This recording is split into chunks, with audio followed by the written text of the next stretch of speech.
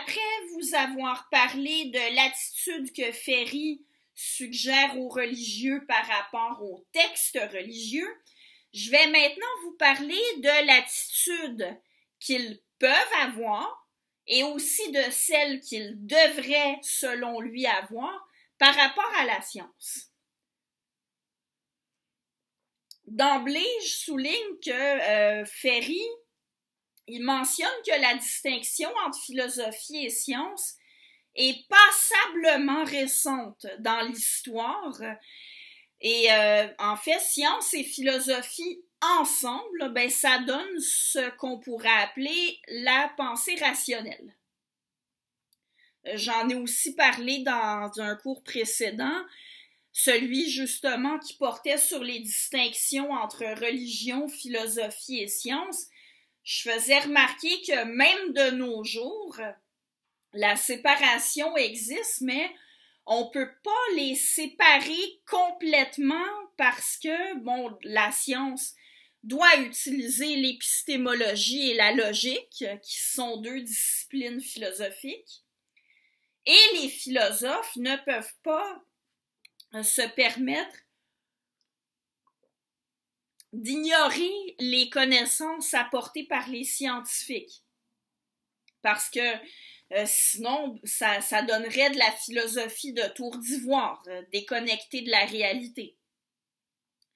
Alors, Ferry aborde la question du rapport que les religieux devraient avoir avec la science, mais aussi, plus généralement, le rapport qu'ils devraient avoir avec la pensée rationnelle. Alors, Ferry va distinguer 3 attitudes.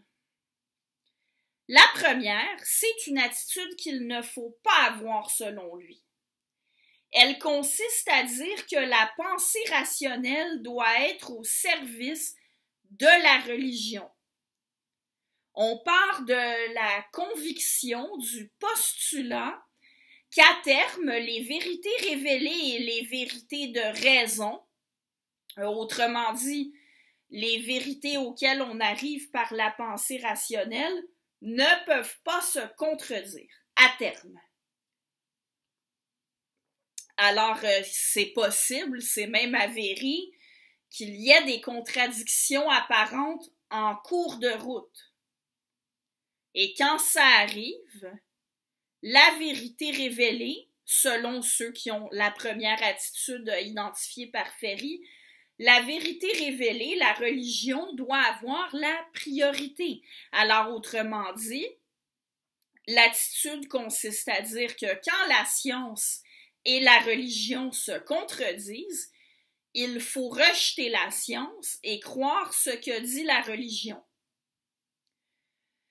Ça, c'est évidemment une attitude contraire au Noma. Selon le Noma, il faut se fier à la science sur les questions qui relèvent de la science. Les partisans du Noma disent que quand il y a des contradictions, c'est parce que la religion prétend répondre à des questions qui sont du domaine de la science. Alors, pour les questions qui sont du domaine de la science, le Noma dit de faire confiance à la science et de se tourner vers la religion seulement pour les questions sur le sens de la vie et sur la morale. Alors, selon les partisans du Noma, la science, en fait, elle a priorité, non pas complètement, mais elle a priorité sur ces questions à elle.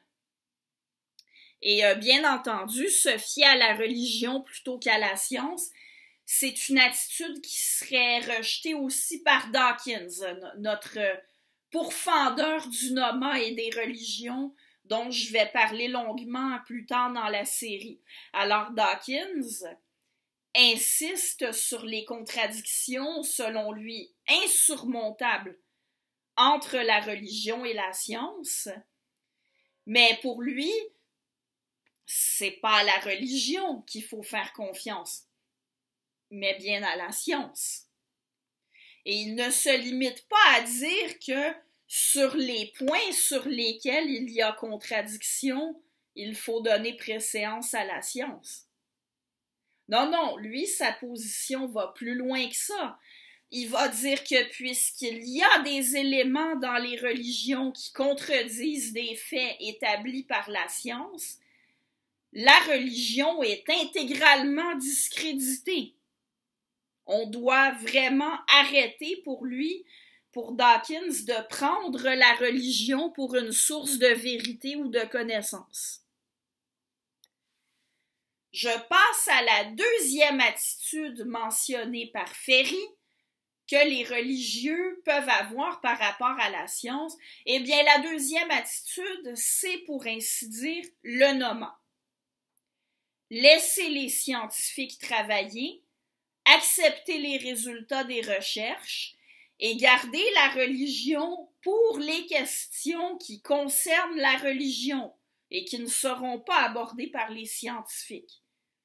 Ça, c'est l'attitude qu'on devrait avoir, selon Ferry.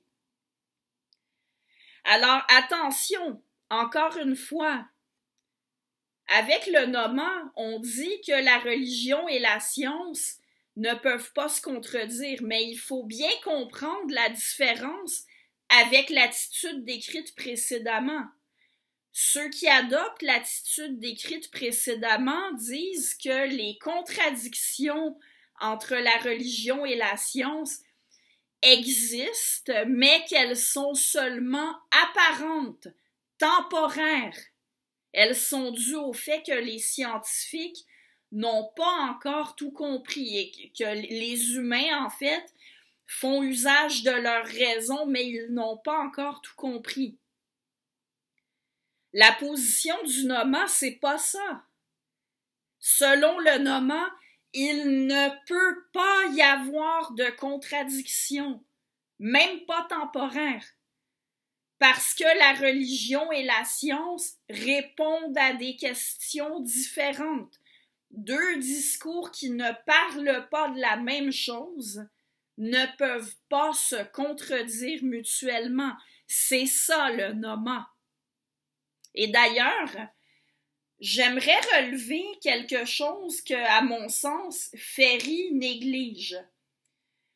Il cite en exemple le pape Jean-Paul II et Thomas d'Aquin. Selon lui, ce sont deux exemples de personnes religieuses qui ont l'attitude que les religieux devraient avoir, donc le nommant. Or, la conviction de Jean-Paul II et de Thomas d'Aquin, c'est qu'éventuellement, la science va mener à revenir vers la religion. Mais c'est complètement différent de la position du nommant, ça. Selon le nommant, la science ne peut ni éloigner de la religion, ni ramener à elle, puisqu'elle n'a tout simplement rien à voir avec elle.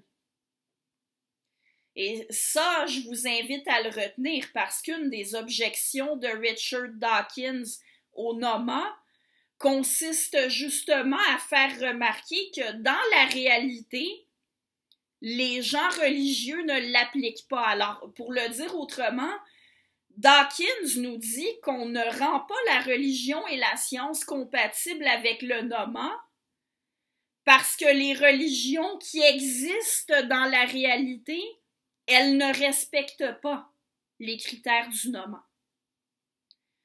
Je passe à la troisième attitude que, selon Ferry, certains religieux vont avoir face à la science, et il s'agit, selon lui, d'une attitude qu'il ne faut pas avoir. Elle consiste à chercher à prouver l'existence de Dieu au moyen de la pensée rationnelle, que ce soit par une démonstration logique ou par l'approche empirique. Et ici, je vous rappelle que l'approche empirique, c'est ce qui caractérise justement la science. Alors, vouloir apporter des preuves empiriques de l'existence de Dieu, ça reviendrait à chercher à prouver scientifiquement l'existence de Dieu. Alors, selon Ferry, conformément au nommant, il ne faut pas essayer de prouver rationnellement ou empiriquement que Dieu existe. Et d'ailleurs, il ne faut pas non plus essayer de prouver rationnellement ou empiriquement que Dieu n'existe pas. Et à cet égard-là, Ferry s'oppose aussi bien aux religieux qui cherchent à prouver l'existence de Dieu qu'à quelqu'un comme Richard Dawkins, qui, lui, prétend apporter des preuves rationnelles et empiriques que Dieu n'existe pas. Mais ceci nécessite toute une capsule pour le développer. J'y reviendrai donc dans la prochaine vidéo.